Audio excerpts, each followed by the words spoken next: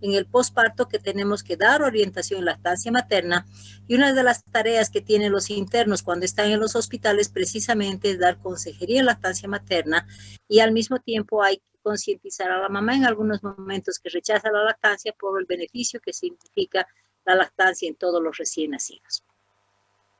Bueno, creo que ya estamos la mayoría. Entonces, permítame compartir, por favor, la pantalla.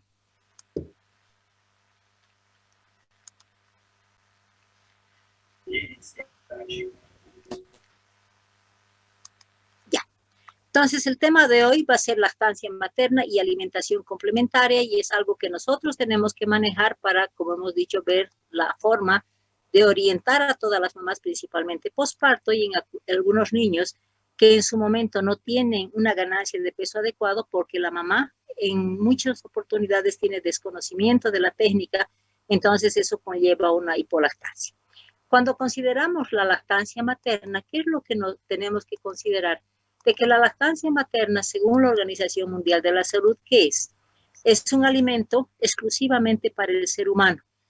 Se dice que el recién nacido va a tener una condición, primero, de condicionar a una buena adquisición en lo que se refiere a los nutrientes, pero al mismo tiempo no solamente vamos a hablar de alimentación, sino también vamos a establecer el vínculo que se establece en la lactancia materna con la mamá principalmente, y es los lazos afectivos que se desarrollan entre la mamá y el bebé.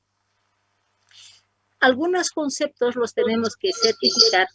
Por ejemplo, ¿hay alguien que está con el micrófono, por favor? Hay algunos conceptos que sí tenemos que establecerlos. Por ejemplo, muchas mamás dicen que por el hecho de tener senos más pequeños no tienen condición de dar lactancia materna, pero debemos considerar que la anatomía de la glándula mamaria de la mamá va a estar en condiciones de lograr la buena lactancia y la buena nutrición del niño para lograr un buen crecimiento y desarrollo. Y dentro de la anatomía de la glándula está establecido el pezón, porque el pezón es la forma de agarre que va a tener el niño para lograr el vaciamiento de la glándula mamaria. Al mismo tiempo está considerado el componente de conductos glandulares, que son los que van a servir de drenaje de los acinos glandulares hacia el pezón para lograr el vaciamiento mamario. Se dice que no existen glándulas pequeñas porque más o menos tenemos un promedio de conductos y acinos glandulares entre 15 y 20 acinos y conductos, de manera en que muchas veces el volumen de la glándula mamaria está en base principalmente a tejido graso, pero sí se ha demostrado científicamente que toda madre después de su parto tiene condiciones de lograr una buena lactancia, aunque vamos a ver algunas alteraciones en las que no se puede cumplir este componente. Y se dice que para que una mamá tenga condiciones de alimentar a su niño, van a intervenir dos hormonas específicas. Hablamos de la oxitocina. La oxitocina se va a estimular en la producción cuando ese niño empiece a lactar. Por eso, cuando hacemos la atención del recién nacido en el sistema público, ¿qué es lo que nosotros hacemos? Determinamos una alimentación en base a una lactancia precoz.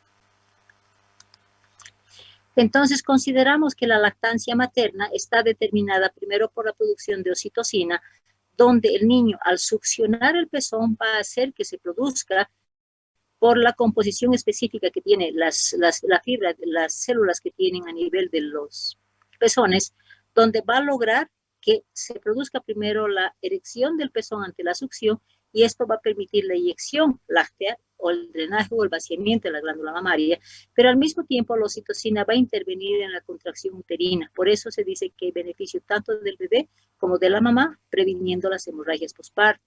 Cuando hablamos de la otra hormona que interviene, que es la prolactina, que está producida por la glándula pituitaria o la hipófisis, se dice que esta hormona va a intervenir principalmente en el factor de que la mamá, una vez que ha dado ha logrado el vaciamiento de la glándula mamaria, entonces va a ser responsable de la producción de leche y al mismo tiempo se dice que la prolactina va a lograr preparar esa glándula mamaria porque durante la gestación va a aumentar de tamaño, va a aumentar de volumen, o sea, va a preparar para que esa mamá cuando ha tenido el parto esté ya preparada para dar la lactancia materna. Luego, ¿qué es lo que debemos considerar? Primero decimos, ¿por qué es importante la leche materna? La leche materna se considera un fluido vivo humano, porque no solo va a contener los nutrientes para lograr un buen crecimiento y desarrollo en cantidades y proporciones óptimas. Al mismo tiempo se llama fluido vivo porque dentro de su composición está el traspaso de las inmunoglobulinas que la mamá le va a pasar, principalmente estamos hablando de la IgA secretora, donde además esta leche va a contener células que significan que estas células van a actuar directamente como factor de defensa, como inmunomoduladores, y al mismo tiempo van a tener efectos antiinflamatorios. Al mismo tiempo vamos a considerar que la leche materna también le va a dar factores óptimos de crecimiento y enzimas y basada principalmente en las hormonas que le van a garantizar principalmente que ese niño tenga una buena condición de crecimiento y al mismo tiempo maduración cerebral, que es el desarrollo. ¿Por qué es importante considerar la lactancia materna de la mamá? Vamos a hablar primero de ciertos conceptos que se tienen, primero la salud de la mamá y después del bebé. Cuando hablamos del beneficio materno, primero se dice que favorece la salud de la madre. ¿Por qué? Porque como práctica, por norma, vamos a decir, se da la lactancia en el periodo de 1 hora posparto, se llama lactancia precoz. Esta succión va a hacer que como la mamá también está en periodo de factor de riesgo de hemorragia por parto, entonces determina de que la succión va a obligar al organismo de la mamá a producir mayor cantidad de oxitocina. Entonces el beneficio de la mamá cuando se va a dar esa lactancia precoz, vamos a evitar o prevenir si quieren las hemorragias posparto. Cuando hablamos de una lactancia adecuada, hablamos de un ritmo de 8 a 10 veces por día y en el periodo de 10 a 15 minutos, ¿esto qué está haciendo? Va a estar funcionando como un método de planificación familiar, lo que conocemos con el MELA. Por lo tanto, ese niño que va a recibir lactancia materna exclusiva hasta los 6 meses, al mismo tiempo la mamá va a tener la seguridad de que durante esos 6 meses no va a embarazarse. Se dice que el funcionamiento de la glándula mamaria va a prevenir la degeneración celular o el cáncer mamario. Y sabemos también que durante el embarazo las mamás van a ganar peso entre 10 a 12 kilos. Entonces la preocupación de muchas mamás es quedar gorditas, ¿no es cierto? Entonces se determina que si esa mamá va a dar lactancia materna exclusiva, en ese periodo esa mamá va a tener la condición de restablecer la figura anterior.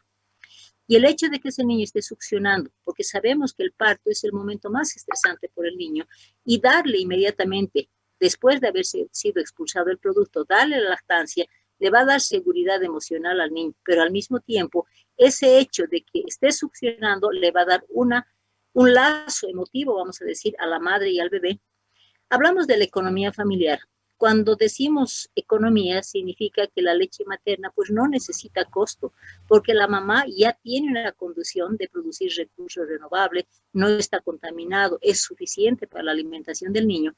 A diferencia si la mamá decide darle las fórmulas, muchas veces las líneas que producen estos productos alimentarios, que son las fórmulas 1, 2 y 3, hacen de que crea la mamá que al darle leche artificial o leche procesada, vamos a decir, leche de vaca procesada, van a tener mejor condición de crecimiento y engorde del niño. Entonces, ese concepto hay que clarificar ante la mamá que no existe otra leche mejor que la leche materna, pese a que las leches de fórmula se consideran como un buen aporte nutricional, pero no está con el componente inmunológico que hemos indicado, ni la celularidad, ni la inmunoglobulina que ese niño tiene que recibir. Entonces, ¿qué es lo que también debemos considerar? Los beneficios para el bebé, ¿verdad? Cuando hablamos de los beneficios para el niño, decimos, ¿no? Primero, es un alimento específico para el ser humano, por eso es un fluido vivo. Se dice que refuerzan los lazos afectivos entre la mamá y el bebé, pero principalmente si es un niño que está alimentado con leche materna, que si bien pueden ser ellos muy gorditos, pero la leche materna no da condiciones de formar células madres de obesidad, a diferencia de la leche de fórmula. Por lo tanto, si estamos hablando de obesidad, de mayor peso en los niños con lactancia materna, no estamos condicionando en que en la edad adulta sean obesos, a diferencia si se utiliza la leche de fórmula. Es de fácil digestión porque tiene menos cantidad de caseína y tiene ciertos elementos que le facilitan la digestión.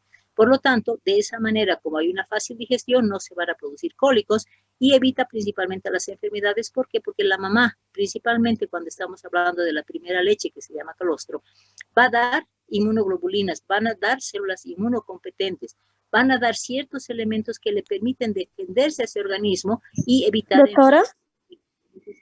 Perdão? Sim, perdão. Há chicas que estão esperando para ingressar à classe?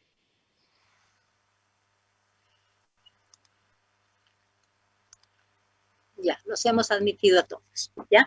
Entonces, si estamos hablando entonces de aquel niño que recibe leche materna hasta los 6 meses, ese niño va a tener difícilmente una infección. ¿Por qué? Porque la mamá le ha traspasado esos factores de defensa para evitar las enfermedades. Y al mismo tiempo no se conocen casos de que vaya a desarrollar alergias por la leche de vaca principalmente. Entonces, si ya sabemos que es beneficioso para la mamá, para el bebé, que eso la mamá tiene que conocer, entonces ahí empezamos a tener conocimiento de qué composición tiene la leche materna. Y dentro de la leche materna tenemos que considerar que en los momentos en que el niño está recibiendo leche materna van a ser 3 tipos de leche que va a recibir. Una, la de calostro, que es la primera leche que generalmente se va a dar entre la primera y cuarto día del posparto. Luego tenemos la leche de transición y luego tenemos la leche madura. ¿Cuál es la leche más importante? El calostro.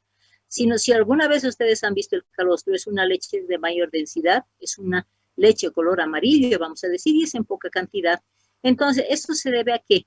Porque si el volumen que puede dar esa mamá en cada lactancia o por mamada es máximo de 20 ml, debemos considerar que ese recién nacido dentro de su capacidad gástrica va a ser precisamente de 20 hasta 30 ml. Entonces, con esa pequeña producción de calostro, va a ser suficiente para satisfacer la necesidad nutricional o necesidad alimentaria de ese recién nacido. Tenemos una alta concentración de valor energético, aproximadamente son 67 kilocalorías por cada 100 ml, y hemos dicho que tiene una coloración amarillenta. ¿Es por qué? Porque tiene un beta-caroteno que le va a dar esta característica. ¿Y por qué tiene mayor densidad? Porque tiene mayor concentración de sodio, cloro, potasio, tiene mayor concentración de proteínas y vitaminas hidrosolubles. Como ese intestino de ese recién nacido principalmente está inmaduro, no tiene capacidad de absorber la grasa, entonces por esa condición es que el calostro tiene menor cantidad de grasa y de lactosa. Pero sí lo que tiene que fortalecerse es el aspecto inmunológico que hemos dicho y la celularidad. Entonces, este calostro tiene la característica de que va a tener alta concentración en inmunoglobulina A secretora, que es su característica, aunque también va a pasar inmunoglobulina M, pero otra característica que significa mecanismos de defensa, principalmente del sistema digestivo, son los linfocitos inmunocompetentes. O sea, estos linfocitos vivos van a pasar al sistema digestivo y van a cumplir la función de mecanismo de defensa para evitar la adherencia de las bacterias. ¿Por qué es importante el calostro? Por eso, dentro de la política del sistema público es dar la primera leche, dar la primera hora por nacimiento, precisamente para que ese calostro ya directamente intervenga y vaya a evitar alguna complicación del sistema digestivo y principalmente evitar infecciones. Y obviamente hemos dicho que la concentración nutricional va a ser también la adecuada para una buena alimentación de este niño. Por lo tanto, el calostro está dirigido que si bien va a dar el componente nutricional, pero principalmente su objetivo por este traspaso de inmunoglobulinas, linfocitos, va a ser la defensa de las infecciones. Cuando ya pasamos a la leche de transición, que se va a producir a partir de la segunda semana, se produce hasta la segunda semana posparto, y aumenta el volumen porque la cantidad, la necesidad hídrica de ese niño va a ser mayor, entonces mantiene la concentración de nutrientes, pero aumenta un poquito más el volumen en base a agua. Ese intestino ya está maduro, por lo tanto, ese niño necesita más energía, por lo tanto, ese tipo de leche ya va a tener mayor proporción de grasa, va a tener la condición de absorción. Disminuye las sales, sodio, cloro, potasio, y también las vitaminas y las inmunoglobulinas. O sea, lo más importante es la primera leche para después ya cumplir solamente la función nutricional. Pero la naturaleza decimos que es sabia, ¿no? En caso de que nazca un pretérmino, el pretérmino se caracteriza cuando una mamá tiene un parto pretérmino, la producción de concentración y características del calostro se va a prolongar, depende de la prematuridad, para que se prolongue 1 semana, 2 semanas, por esa condición de necesidad de mecanismos de defensa de su prematuro. Y cuando ya estamos hablando de la leche madura se va a producir ya en el periodo hasta los 9 meses, hasta cuando se le dé a ese niño, incluso hablamos hasta los 2 años. ¿Qué característica tiene la leche madura? Va a ser una leche más aguada, vamos a cambiar el color de blanco a azulado.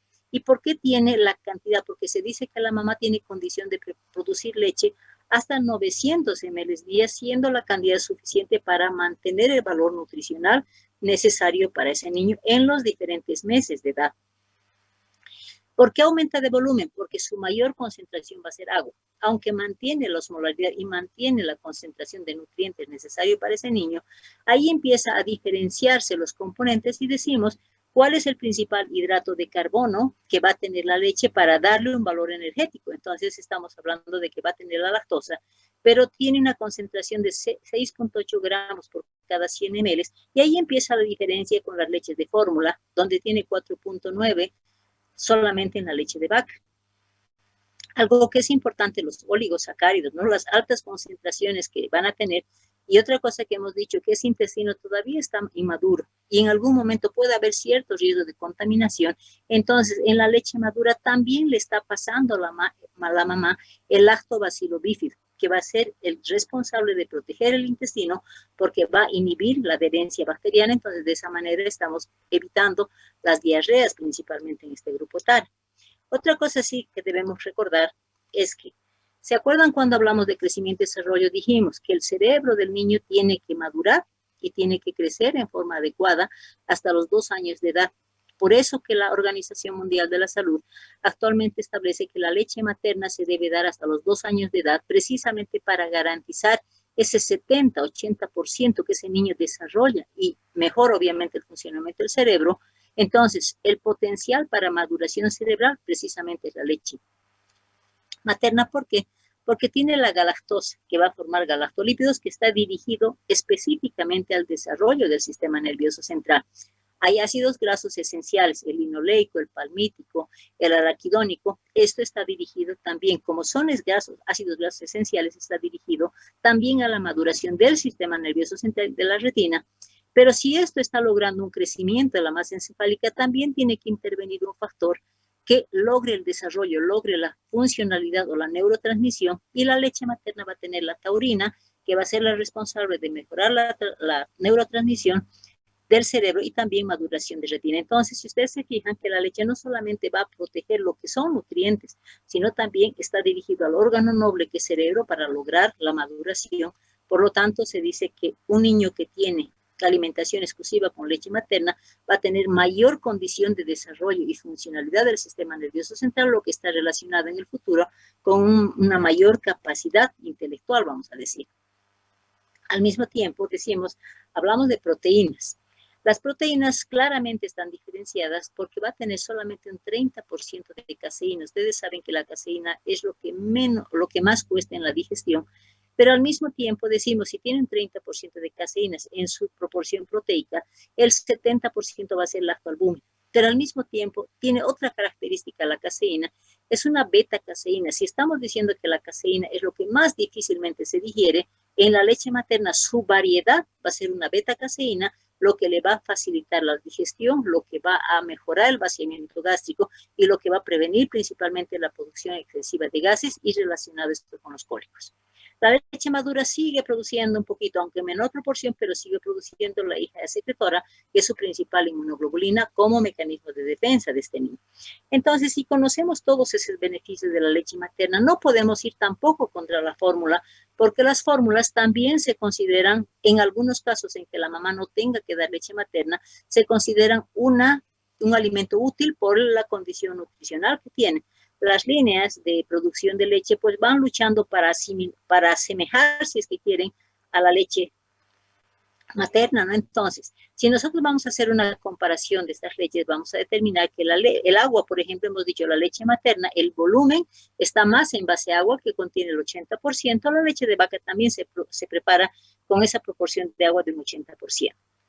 Hemos dicho que la caseína es el elemento que tiene difícil digestión, pero en la leche materna, la caseína es la beta-caseína, lo que facilita la digestión, a diferencia de la caseína en la leche de vaca o la leche de fórmula, si es que quieren, donde la alta concentración es 82%. Es por eso que la difícil digestión de esta leche de fórmula, en algunos casos la producción de exceso de gases o muchas veces relacionado con los cólicos frecuentes, es precisamente la falta de digestibilidad que se tiene con la leche de fórmula. La lactoalbúmina, que es el fuerte de la leche materna, decimos que en la leche de vaca o leche de fórmula solamente va a tener el 30%. Determinamos inmunoglobulinas, principalmente es la IgA secretora, aunque hay una pequeña proporción de IgM, lo que la leche de fórmula no tiene inmunoglobulinas porque no es un alimento vivo.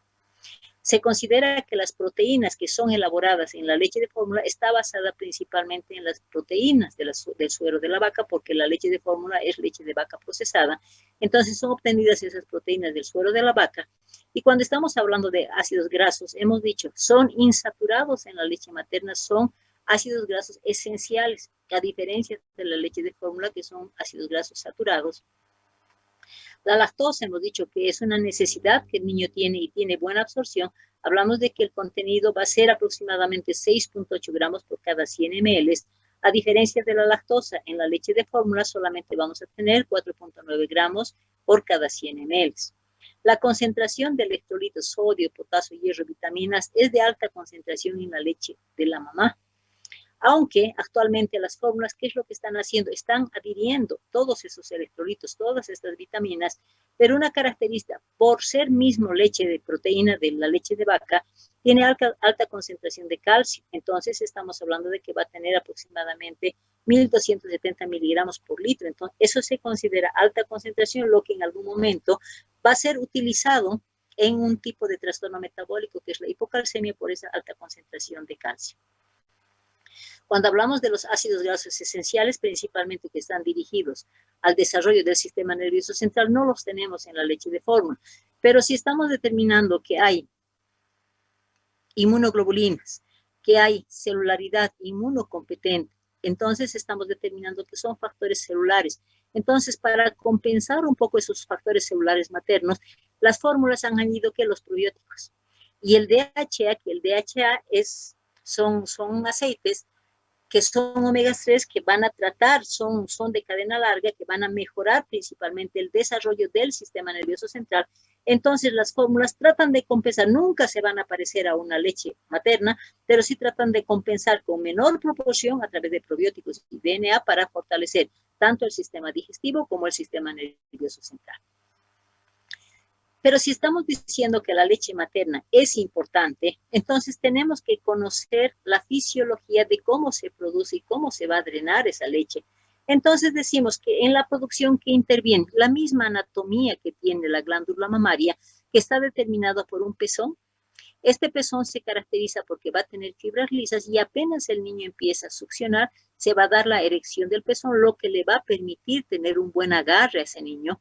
Al mismo tiempo, el pezón está conectado con la areola, que es el círculo de mayor pigmentación que tiene alrededor del pezón. Pero ¿qué característica tiene la succión del niño? Es demasiado fuerte. Entonces, muchas veces solamente agarrando el pezón puede producir daño en el epitelio. Por eso se dice que cuando va a succionar este niño tiene que agarrar no solamente el pezón, sino también la areola.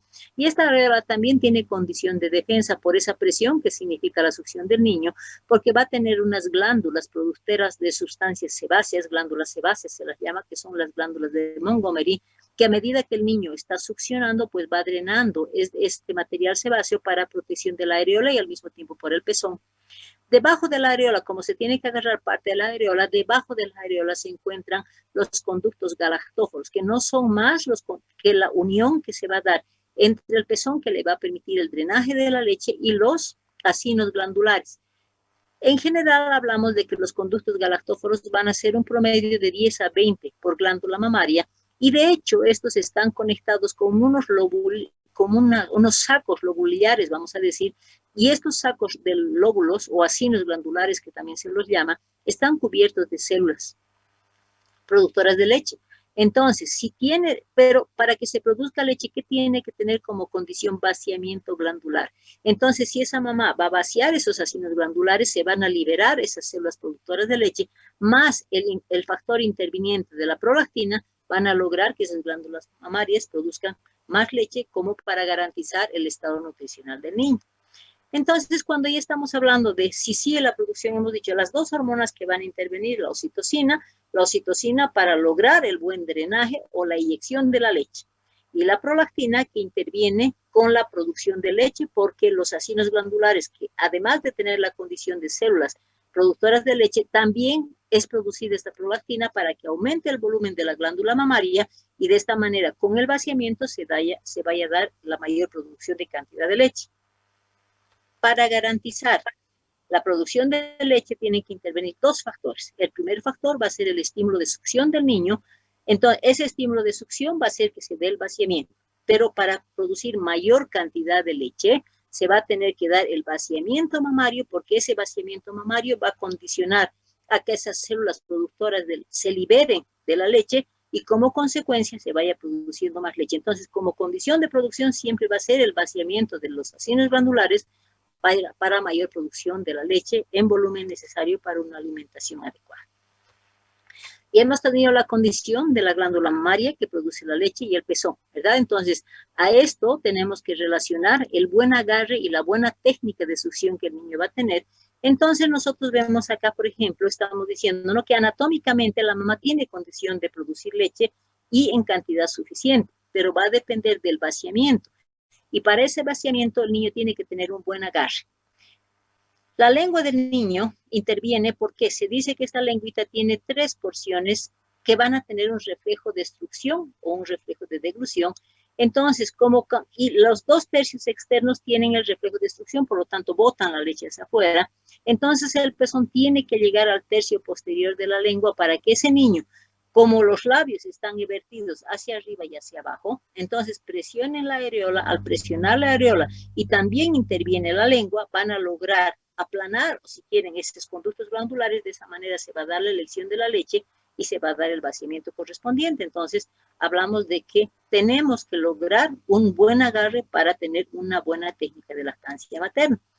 Entonces, aquí vemos una imagen donde, si se fijan, el pezón está hasta el tercio posterior de la lengua. Los labios están vertidos, tienen que comprimir porque tiene que tomar la parte casi hasta la mitad de la areola para comprimir los conductos, y de esa manera, como se va a dar la inyección de la leche, se van a vaciar los ácidos glandulares. Pero para que se cumpla eso, tenemos que conocer en qué consiste la técnica de amamantamiento. Hablamos de que tiene que cumplir 4 condiciones. La primera condición es que la mamá esté a gusto dando lactancia materna con una buena posición, porque imagínense, como dura aproximadamente 20 minutos la lactancia, que esté la mamá en una posición inadecuada, entonces va a tener incomodidad, va a tener dolor de espalda, entonces no va a habituarse a una buena lactancia. Entonces la posición decide la mamá para decir que está bien. Hablamos de una posición sentada o acostada. Cuando hablamos del agarre, la forma de presentar el seno no es agarrar solamente el pezón, sino vamos a ver después en figuras la presentación de la técnica en C para que ese niño tenga condición de un buen agarre. La frecuencia, hemos dicho, el tiempo de vaciamiento gástrico es aproximadamente de 2 a 3 horas. Entonces, por eso que tenemos que dar la leche mínimo entre 2 a 3 horas para lograr primero el vaciamiento y lograr satisfacer la necesidad nutricional que ese niño tiene. Cuando hablamos de duración, hemos dicho que en la duración tenemos que tener de 15 a 20 minutos. Si hablamos de los 15 a 20 minutos, se determina de que cada lactancia, cada seno sea vaciado en aproximadamente 10 minutos, entonces con esto se va a lograr el vaciamiento glandular. Estamos determinando las posiciones, ¿no? Entonces hemos dicho, la mamá puede estar sentada, puede estar en decúbito lateral, puede estar en esta posición, incluso en esta posición. Entonces la mamá es la que define. Y cuando estamos hablando del buen agarre, decimos que el niño tiene que abrir la boquita, y esta es la técnica en C, que la mamá va a agarrar y va a presentar la glándula mamaria, de manera, esta es la técnica en C, de manera que aquí también vemos la técnica en C, de manera que veamos que el niño está agarrando parte de la areola, entonces estamos hablando de un buen agarre.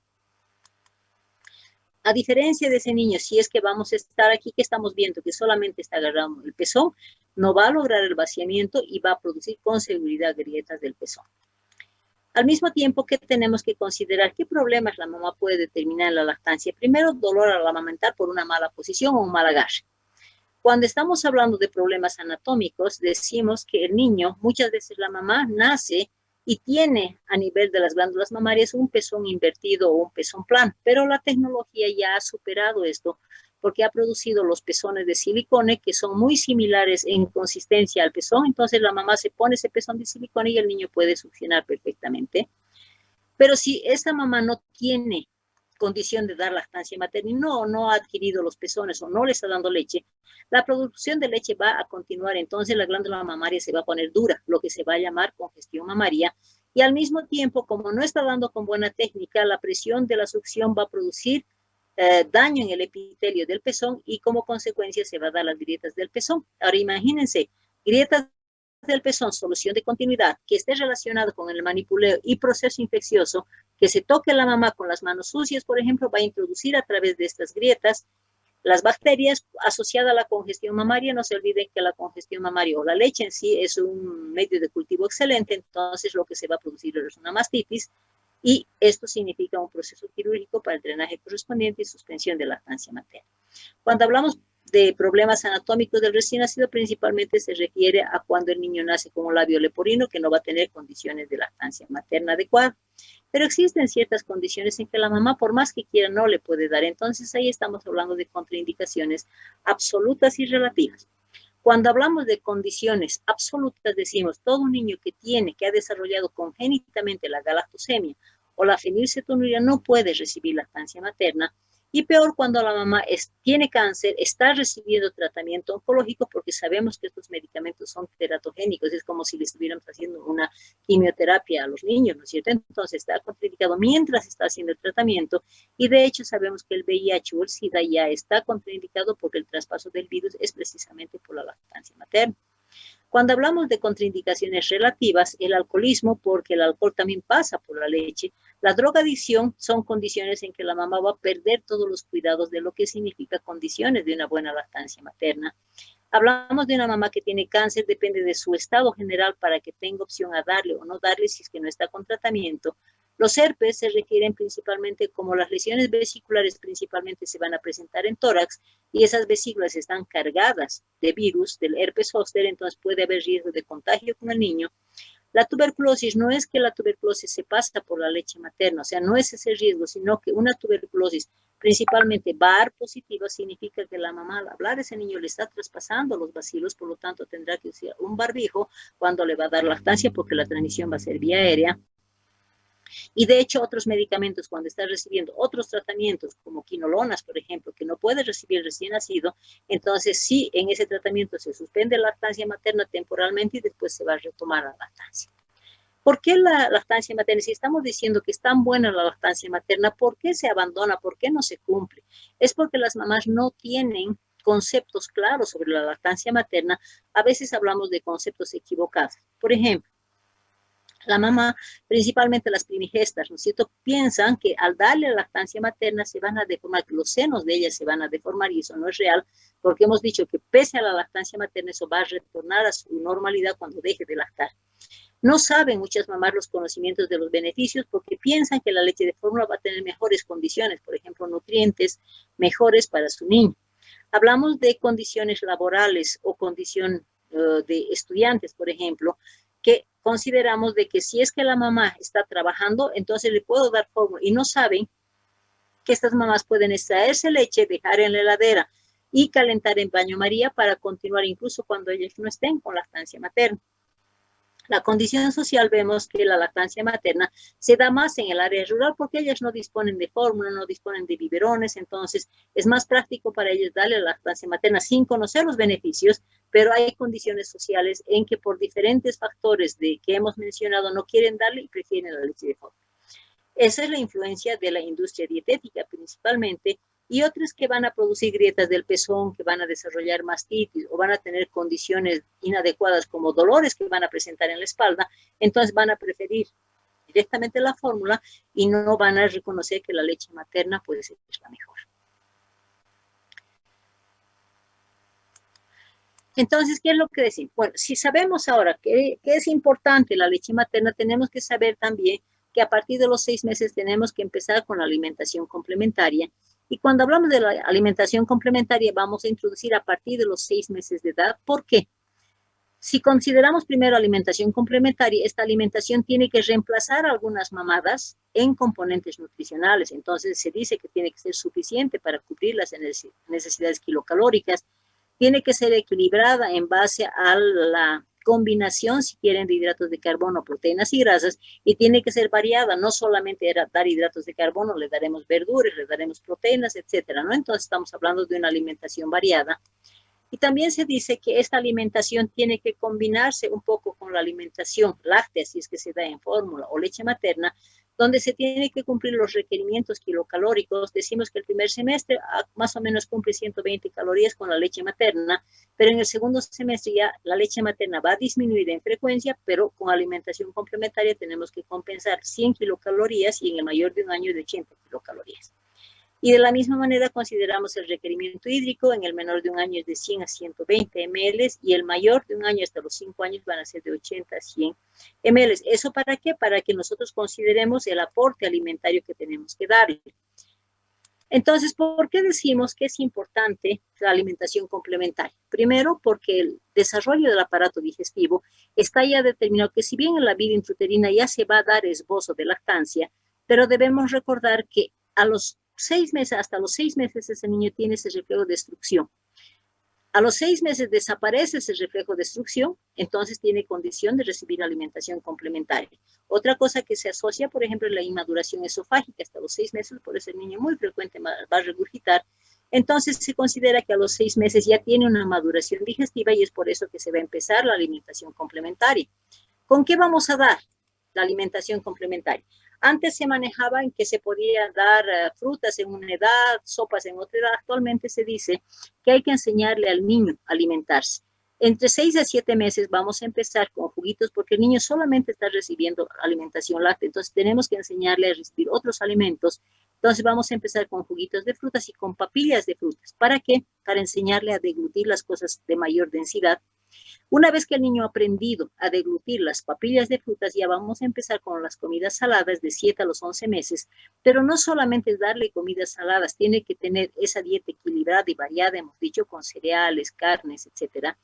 Pero ¿qué es lo que consideramos en esta edad? Que tenemos que adaptar a ese niño a los hábitos familiares, o sea, tiene que saber que hay un desayuno, que hay un almuerzo, que hay una cena, entonces vamos a introducirlos a esos hábitos familiares. Y al mismo tiempo, al niño de 7 a 11 meses ya puede comer de todo, ¿no es cierto? Cereales, verduras, carnes, excepto que al año que se le va a dar va a ser el huevo, porque puede desarrollar alergias, se da por eso al inicio, primero la yema, después la albúmina, después el pescado que es alergénico, el cerdo y el cordero que también tiene grasas saturadas en exceso, por eso se va a dar a partir del año de edad. La miel se dice que tiene botulismo, por eso es que también se va a dar a partir del año de edad, pero cuando estamos hablando del mayor de un año de edad ya consideramos directamente la olla familiar. Entonces, ¿qué es lo que debemos determinar? Entonces, 6 meses, alimentación complementaria. ¿Cómo damos? La forma variada que hemos dicho, ¿no? Pero algo que debemos recordar también que si vamos a utilizar la alimentación de fórmulas, vamos a tener que recomendar que todo niño desde un mes hasta los 11 meses, de recién nacido hasta los 6 meses, va a tener que recibir la fórmula 1. De 7 meses a 11 meses va a recibir la fórmula 2 y mayor de un año va a recibir la fórmula 3. En algún momento consideramos las diluciones cuando estamos en proceso de renutrición, donde en un desnutrido vamos a empezar con una dilución al 7.5%, que es